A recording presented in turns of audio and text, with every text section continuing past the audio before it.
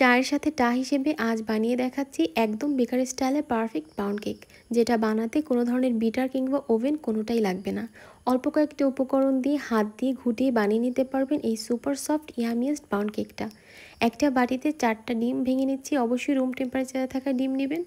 1 cup পরিমাণ চিনি নিচ্ছি, আর নিচ্ছি হাফ কাপ পরিমাণ সয়াবিন তেল, চাইলে বাটারও নেওয়া যেতে পারে।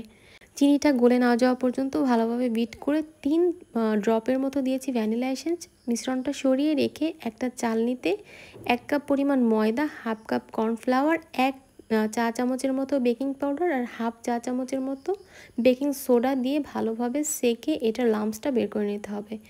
এবার অল্প অল্প করে এই মিশ্রণটা ডিমের সাথে মিশিয়ে ভালোভাবে ব্যাটারটা বানিয়ে সরিয়ে রেখে কেক টিনের মধ্যে বাটার গ্রিস করে এবার এই মিশ্রণটা ঢেলে দিচ্ছি। অবশ্যই বাটার গ্রিস করবেন, এতে খুব ভালো একটা স্মেল হবে। এবার মিশ্রণটা ঢেলে চুলায় একটা স্ট্যান্ড বসিয়ে দিয়েছি, আর স্ট্যান্ডটা বসিয়ে দিচ্ছি কেক মোল্ডটা দিয়ে ভালোভাবে ঢেকে রেখে দিতে হবে যেন বাতাসটা বের না হয়। 30 থেকে 35 মিনিট লো ফ্লেমে রেখে দেওয়ার পরে চেক করে নিচ্ছি যে কোনো অংশ কাঁচা আছে কিনা। একদমই কাঁচা নেই, সম্পূর্ণভাবে কেকটা রেডি। যদি কাঁচা থাকে আরও 5 মিনিট রাখতে পারেন। এবার কেকটা মোল্ড আউট করে নিচ্ছি। এই যে হয়ে গেছে একদম পারফেক্ট আর সুপার ইয়ামি এই কেকটা। আপনারা খুব সহজে কিন্তু যখন তখন বানিয়ে নিতে পারেন। ভিডিওটা ভালো লাগলে অবশ্যই শেয়ার করে দিবেন।